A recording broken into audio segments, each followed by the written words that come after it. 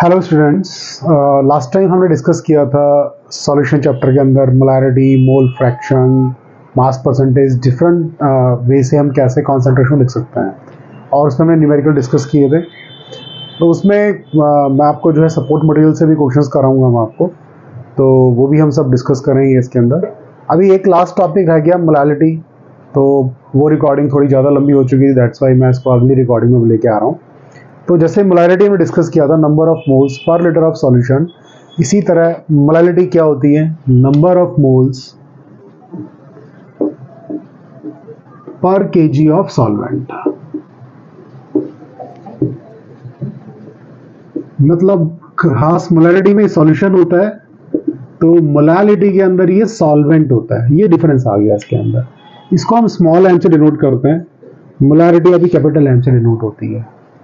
तो ये आपको डिफाइन किया है। इन दोनों में फ़र्क क्या है? जैसे कि यहाँ पर मैं एनसीईआरटी, बिकॉज मैं एनसीईआरटी और सपोर्ट मटेरियल लेके चल रहा हूँ, जैसे मैंने बताया आपको कि एक्सक्लूसिवली ये मैं जो गवर्नमेंट स्कूल में जो आपका सपोर्ट मटेरियल लगा हुआ है, तो उन बच्चों के लिए बना रहा हूँ खासकर ये वीडियोज़ जो है।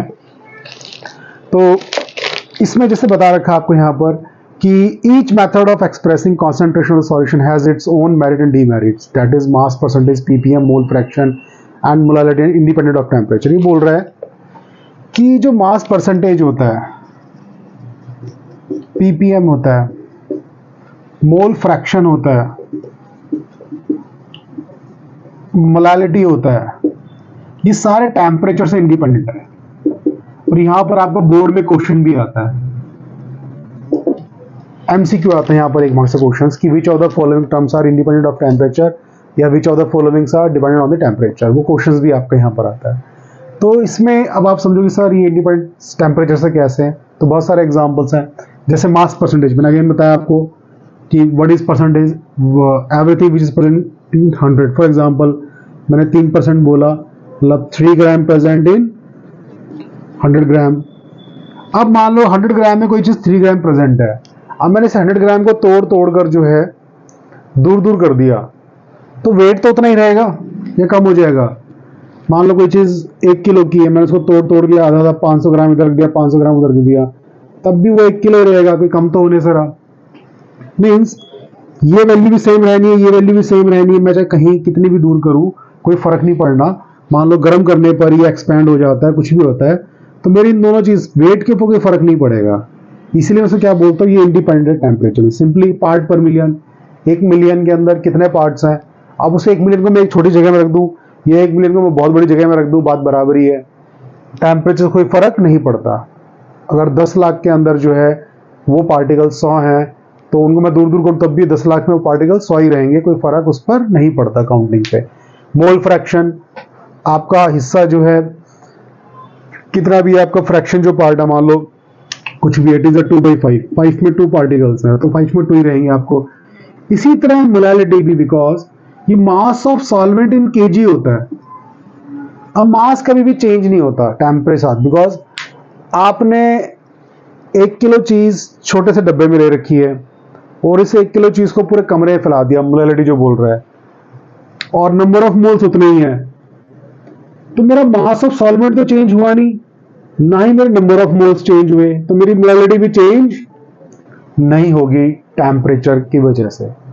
ठीक है, बट मोलैरिटी चेंज हो जाती है। अब आप बोलो सर मोलैरिटी कैसे चेंज हो जाती है? बिकॉज मोलैरिटी के अंदर मास नहीं होता। मोलैरिटी क्या पढ़ी थी आपने पहले भी? Number of moles present in 1000 ml of solution. और आपको पता है कि विद राइज इन टेम्परेचर, हम टेम्परेचर जैसे बढ़ाते हैं वॉल्यूम आपका एक्सपेंड होता है, गैस पार्टिकल्स एक्सपेंड होते हैं आपके। तो अगर मान लो किसी कंटेनर में हम बात करें, कोई कंटेनर ओपन है या वो अपने आप एक्सपैंड हो रहा है, तो वो वॉल्यूम सेम नहीं रहेगा। पहले ही 1000 ml सिर्फ एक छोटी जगह में था, आपने गर्म किया, वो वेपर फेस मान लो इस रूम के अंदर ही पूरे फैल गए। अब इसका वॉल्यूम 1000 से, पहले 1000 ml के अंदर जो है 10 पार्टिकल थे, 10 मोल थे, सॉरी। अब अगर आपने इसको गर्म किया पानी को, तो वो 1000 ml जो है 5000 ml हो चुका है, क्योंकि वो पार्टिकल सिर्फ पहले इतनी जगह में थे, अब गर्म किए दूर दूर हो गए, उसका वॉल्यूम एक्सपेंड हो गया। तो ये तो सेम ही रहेगा 10 मोल, लेकिन मोलैरिटी चेंज हो गई, बिकॉज मोलैरिटी होता है number of moles present in 1000 ml। पहले ये 10 मोल पार्टिकल 1000 ml प्रेजेंट थे, अब ये 10 मोल पार्टिकल 5000 में प्रेजेंट है। पहले जो मोलैरिटी थी वो 10 m थी, अब लेकिन वो अगर 5000 में 10 मोल हैं तो 1000 में कितने प्रेजेंट होंगे? इट विल बी 2 मोल। तो मोलैरिटी डिक्रीज हो गई, पहले से मोलैरिटी क्या हो गई? डिक्रीज हो गई। इसका मतलब वो टेम्परेचर पे डिपेंड करती है molarity, that's why temperature dependent term, इसीलिए हम इसको बोलते हैं। तो इस पर क्वेश्चन आते हैं, सपोर्ट मटेरियल बता रहा हूँ मैं आपको। तो मेरे पास लेटेस्ट 2024-25 वाली सपोर्ट मटेरियल है, किसी से पुरानी हो तो देख सकता है वहाँ पर। जैसे क्वेश्चन पूछा हुआ, क्वेश्चन नंबर 6 है आपका सपोर्ट में, objective type, which is the temperature independent term. आपको ऑप्शन दे रखे हैं 4, ये सब आप बोर्ड पे समझ में आइए, आप देख सकते हैं उसको, बुक में सब लिखा हुआ है।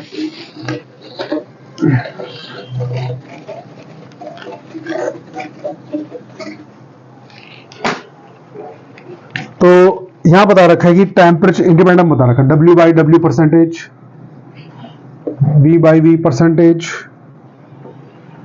W/V percentage and molarity.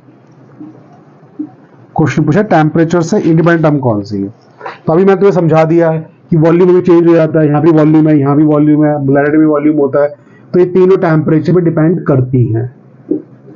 सीधी बात हो गई। मास आपको पता है कि मास को चाहे कमरे में 1 किलो चीज कोई है, उसको चाहे एक छोटी जगह पर रखो, पूरे कमरे में फैला दो, that will remain 1 kg। That's why mass change नहीं होता, बट वॉल्यूम चेंज हो जाता है। दैट्स वाई इसमें फर्स्ट आपका ऑप्शन रहेगा। ऐसे ही इसमें एक क्वेश्चन और भी दे रखा है, question number temperature independent concentration term. Capital M आपको पता मोलैरिटी होती है, तो मोलैरिटी डिपेंड करती है टेम्परेचर पे, तो पहला ही ऑप्शन हो गया। बी मोलैरिटी नहीं, it is a temperature independent term because mass पे डिपेंड करती है। X is mole fraction, fraction भी आपको डिपेंड नहीं करता। तो ऐसे आपका एमसीक्यू में बहुत बार घुमा फिरा के क्वेश्चन पूछा जाता है आपको, that's why it is a very important question board के हिसाब से भी। तो ये मेरे ख्याल टर्म समझ में आ गई। तो इसी तरह से जो मोलैरिटी की जो मेरिट्स है, बिकॉज इसलिए हम ज़्यादातर जब भी कुछ ऐसी चीज़ें हमें कोई भी एक्सपेरिमेंट करने होते हैं, we take the term molarity, because वो भी टेम्परेचर चेंज नहीं होती, इसलिए हम मोलैरिटी को यूज़ करते हैं ज़्यादातर। तो उसके मेरिट्स हैं यहाँ पर बताना चाहता है। तो यहाँ पर ही कौन सा क्वेश्चन बनता है आपका, ये समझ में आपको आ गया होगा मेरे हिसाब से, नहीं आया तो आप बता सकते हैं मेरे को। अब इसमें मैंने आपको पहले 3 न्यूमेरिकल कराए थे, मैंने अगेन फार्मूले से नहीं कराए थे, मैंने नॉर्मल तरीके से कराए थे आपको, जस्ट कि आपको समझ में आए कि मोलैरिटी होता है क्या एक्चुअली में। और मैं फार्मूले से करने हैं तो दुनिया भर की वीडियो यूट्यूब्स पर हैं, तो वो आप देख सकते हैं, कोई दिक्कत नहीं है उसके लिए। फार्मूले बुक में भी दे रखे हैं, वो सब तो करने ही आपको एग्जाम में, लेकिन मैं यहाँ पे सिर्फ समझाने के पॉइंट ऑफ व्यू से आपको ये क्लासेस बना रहा हूँ। जिस अगला क्वेश्चन भी मैं बिना फार्मूले के कराना चाहूँगा, जहाँ तक पॉसिबल होगा फार्मूला यूज़ नहीं करना चाहता। जो क्वेश्चंस में होगी ज़रूरत हम वहाँ करेंगे यूज़ फार्मूला। तो यहाँ बता रखा है, जैसे अगला क्वेश्चन दे रखा है कि मास ऑफ यूरिया निकालना है कि कितना मास ऑफ यूरिया हमें चाहिए, सो कितना बनाए 2.5 kg for 0.25 molar aqueous solution. अब बेटा फार्मूले सबको आते हैं, सबको पता है, given mass upon molar mass 1000 upon में मास ऑफ सराउंडिंग केजी, लेकिन उससे आपको आंसर तो आपको आ जाएगा, एग्जाम में भी आप करना उसी तरीके से, कोई दिक्कत नहीं, ऐसे भी कर सकते हैं। बट पहले इस क्वेश्चन मतलब क्या है, मैं पहला वो मतलब समझाऊंगा क्वेश्चन में कहना क्या चाहता है। कह रहा कोई कंटेनर है, इसका मास ऑफ यूरिया निकालना है जिसको 2.5 kg बनाना है। मतलब एक कोई कंटेनर है, इसमें कम से कम जो है जो total solution that should be 2.5 kg, कह रहा है इतना बनाना है। और उसकी जो मोलैरिटी है, वो कह रहा है इस सॉल्यूशन की जो मोलैरिटी है वो 0.25 मोलर ही होनी चाहिए, वो चेंज नहीं होनी चाहिए। तो इसका मीनिंग क्या, आप ध्यान समझना। वो कह रहा है कि इस सॉल्यूशन जो भी मोलैरिटी है वो कितनी होनी चाहिए, 0.25 मोलर होनी चाहिए। तो पहले तो इसी को मीनिंग देखते हैं क्या मतलब होता है। 0.25 मोलर, मोलर शॉर्ट फॉर्म में बोल देते हैं, दैट इज अ मोलैरिटी होगी आपकी, तो दैट इज 0.25 है। अब पहले तो स्मॉल m का मीनिंग क्या होता है अगेन, कि 0.25 mole of urea present in, बोलो 1000 ग्राम ऑफ सॉल्यूशन, नहीं क्या बोलेंगे यहाँ पर हम, सॉल्वेंट, बिकॉज मोलालिटी में हम सॉल्वेंट यूज करते हैं, we don't use the solution, that we only use the solvent, 1000 kg of solvent. अब 1000 ग्राम के अंदर आपका 0.25 मोल ऑफ यूरिया प्रेजेंट है। अब मैं इसको मास में थोड़ा कर देता हूँ और समझाने के लिए। NH2 का मास आप निकालोगे 14 + 2 16, कार्बन का 12, ऑक्सीजन का 8 दूनी 16, इस पूरे का 16, इस पूरे का 16, तो ये आपका हो गया 16 दूनी 32, 32 और 28, दैट इज 60 ग्राम। कितना हो गया आपका, 60 ग्राम हो गया। अब अगेन 60 ग्राम मतलब अगर कोई सॉल्यूशन, अगर ये पूरा 60 ग्राम होता तो ये मैंने फिर बताया हमेशा मॉलिक्यूलर मास हमेशा 1 मोल के बराबर होता है। अगर ये पूरा 1 मोल होता तो 60 ग्राम होता, बट फिलहाल कितना है, 0.25 मोल। 0.25 मतलब 1 का 4th पार्ट, तो 60 का 4th पार्ट क्या होगा, 1 मोल का जो 4th पार्ट है वो क्या है, 0.25 है। तो 60 का भी 4th पार्ट क्या होगा, इट विल बी 15 ग्राम। तो मैं जो है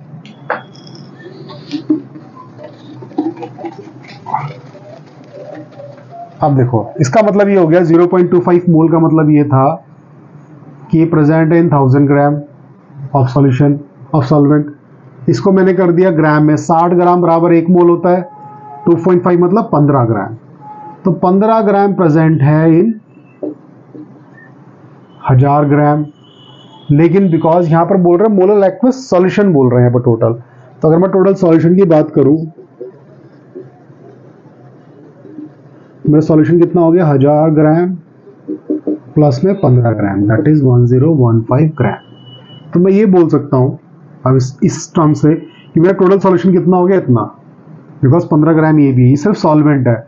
और मैं अगर सॉल्यूशन की बात करूं तो दोनों होंगे, दैट इज दिस। तो मैं अभी बोल सकता हूं कि 15 ग्राम प्रेजेंट है, बिकॉज यहां पर मैंने ये 15 इसलिए ऐड किया बिकॉज वो एक्वस सॉल्यूशन के अंदर पूछ रहे हैं यहां पर। तो 15 ग्राम प्रेजेंट है इन 1015 ग्राम, यही मतलब है। बट हमें सॉल्यूशन कितना बनाना है, मैंने भी बताया था आपको, हमें सॉल्यूशन बनाना है 2.5 kg, मीन्स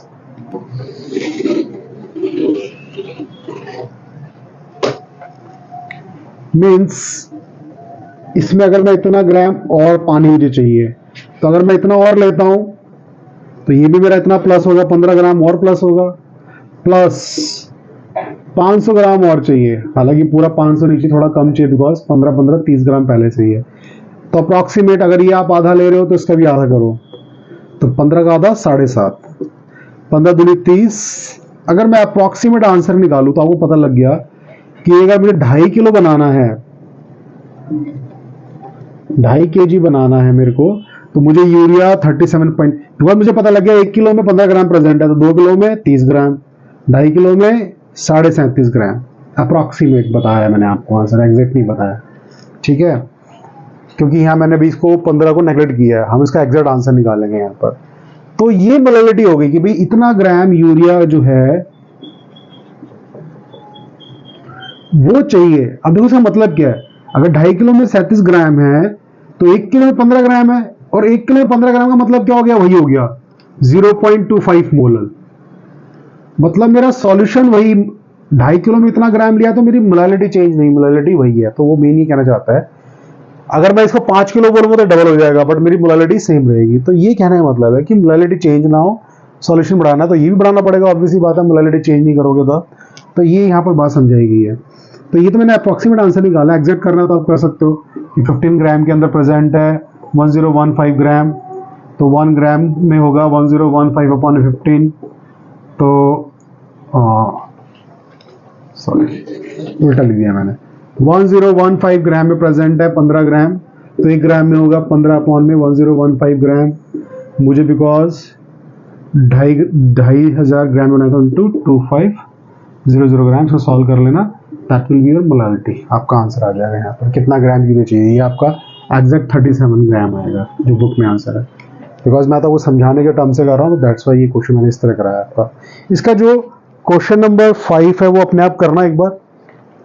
आपको लगता है कि उसको भी इस तरह समझना चाहिए, नहीं आपको समझ में आ रहा तो मैं वो भी क्वेश्चन कराऊंगा आपको, और या चलो अभी करा ही देते हैं। ये देखो आप, बट इसको इस तरह से करने से आपको पता लगेगा कि अच्छा मोलालिटी क्या है, मतलब आपको 1000 थोड़ा सा मुझे लगता है ऐसे करना चाहिए आपको स्टार्टिंग में, ताकि आपको बेसिक्स क्लियर हो।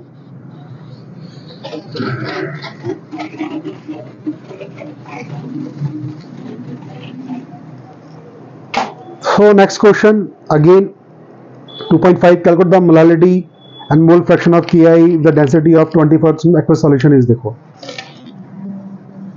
अब 20% मास बाई मास दे रखा आपको, aqueous solution of Ki is 1.202 ग्राम पर ml। ठीक है, ये बताना आपको, तो मोलालिटी बताना यहाँ पर। तो बस आपको चीजें एक बार स्टेप वाइज चलना है। मोलालिटी अगेन वही आपको ये बताना है कि number of moles present in 1 kg of solvent, मतलब मेन चीज आपको ये निकालनी है। तो पहले तो आपको इसका मीनिंग लिखना मुझे m बाई m आपको पहले भी सिखाया, मतलब 20 gram of solute present in 100 gram of solution. ये इसका मतलब हो गया परसेंटेज, मतलब 100 में 20 ग्राम प्रेजेंट है।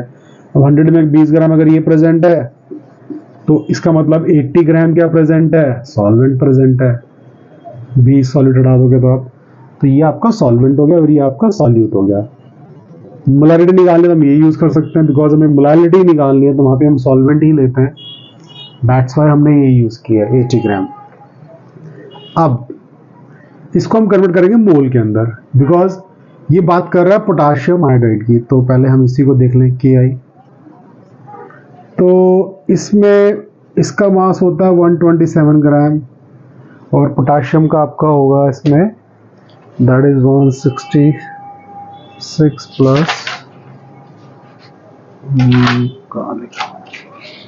39 ग्राम। ये आपका मास हो गया दोनों, इन दोनों को ऐड करोगे दिस विल बी 166 ग्राम। मैंने हमेशा बताया आपको कि जो भी मोलर मास होता है वो हमेशा 1 मोल के बराबर होता है। अब देखो फिर अगेन मैं समझा रहा हूं, इस 166 ग्राम जो हो गया 1 मोल है आपका, ठीक है। तो ये इसका मोलर मास हो गया और ये हमें गिवन मास दे रखा है 20 ग्राम, इसके अंदर 1 मोल प्रेजेंट है, ठीक है। तो ये आपको यहां से बात समझाना चाहता है। अब मैं इसके बाद अब वही है थोड़ा सा, तो number of moles is equals to given mass upon में मोलर मास। मैं आपको इस फार्मूले से लिंक भी करूंगा, डायरेक्ट भी। गिवन मास क्या दे रखा है आपको, 20 ग्राम सॉल्यूट दे रखा है, मोलर मास कितना है 166 ग्राम। तो इसको अप्रॉक्सीमेट हम डिवाइड कर लेते हैं। तो ये आपने डिवाइड किया, दैट इज 0.12 मोल आपका आंसर आ गया। वैसे भी देखो आपको पता है कि 180 ग्राम इक्वल्स टू 1 मोल है, तो आप उसका 180 के पार्ट्स करो 0.1 इसके अंदर कि ये इक्वल्स टू 1 मोल है। इसको जो है मैं अगर 10 के पार्ट करता हूँ, 16 पार्ट होंगे तो उसमें डिवाइड करूंगा 16 से। इसको आप मतलब मैथमेटिकल समझो, ज़्यादा कंफ्यूजिंग ना हो जाए तो आप ठीक है सिंपल चलने दो उसको। अभी हो सकता है मे भी ज़्यादा कंफ्यूज, धीरे धीरे आपको प्रैक्टिस अपने आप हो जाएगी। तो अभी फिलहाल इसको इतना ही रहने दो, ज़्यादा उसमें मत जाओ, ठीक है। तो ये आपका हो गया 0.120 मोल आपका आ गया। अब देखो यहां से मैंने समझना, 20 ग्राम प्रेजेंट है 80 ग्राम के अंदर, ये मिटा रहा हूं मैं।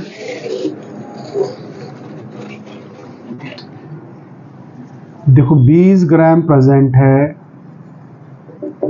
इन 80 ग्राम, तो 20 ग्राम को मैंने चेंज कर दिया मोल में, तो कितना आ गया 0.120 मोल प्रेजेंट है इन 80 ग्राम।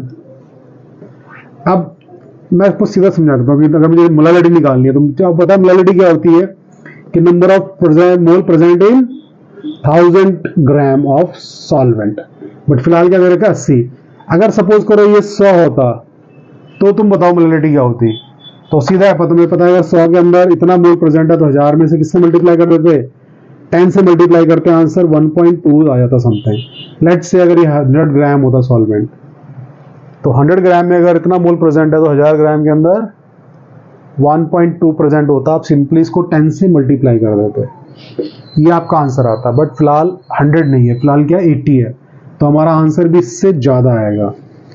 क्या कहने का मतलब है कि 80 ग्राम में इतना प्रेजेंट है तो 1 ग्राम में 0.12 अपॉन के अंदर 80, तो 1000 ग्राम के अंदर 0.12 अपॉन 80 इंटू में 1000।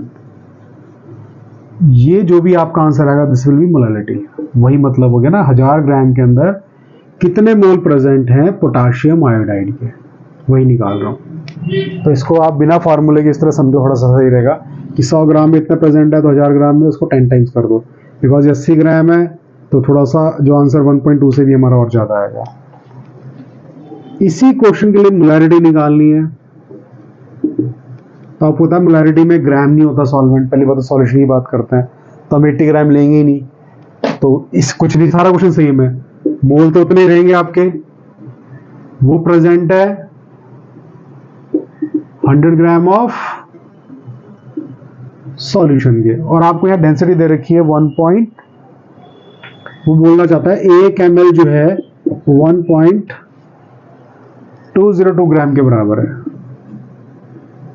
तो इतने ग्राम, तो 1 ग्राम किसके बराबर होगा 1 अपॉन में इतना ml, तो 100 ग्राम किसके बराबर होगा 100 ग्राम बराबर होगा 1.202 इंटू में 100 ml। ये जब आप डिवाइड करोगे तो ये कुछ 80.13 के आसपास आंसर आएगा। तो अगेन तुमने इसे कन्वर्ट किया वॉल्यूम में तो 80.13 आ गया। 80.13 में इतने मोल प्रेजेंट है तो 1000 ml में कितने होंगे, ठीक है। तो ऑलमोस्ट उसका भी आंसर इसके आसपास आएगा, इसको आप कैलकुलेट कर सकते हैं। ये आपका होमवर्क है, ये दोनों अपने आप करना है आपको। मैं जो है आपको बेसिक तरीके से कराएं, तो आप देखना अगर लगता है कि सर ये कुछ ज़्यादा टिपिकल कुछ स्टेप समझ में नहीं आ रहा तो मैं आपको वो फिर स्टेप आराम से कराऊंगा। बिकॉज इससे पहले मैं क्वेश्चंस करा चुका हूँ, दैट्स वाई मैंने इसलिए आपको ये दोनों अभी करा दिया। वो लगता है कि सर ये बात समझ में नहीं आ रही, फार्मूले से भी करा दूंगा, पीछे बैक को एक्सरसाइज है वो फार्मूले से भी कराऊंगा। अभी आप इसको इसी तरीके से करो, ज़्यादा अच्छा रहेगा आपको।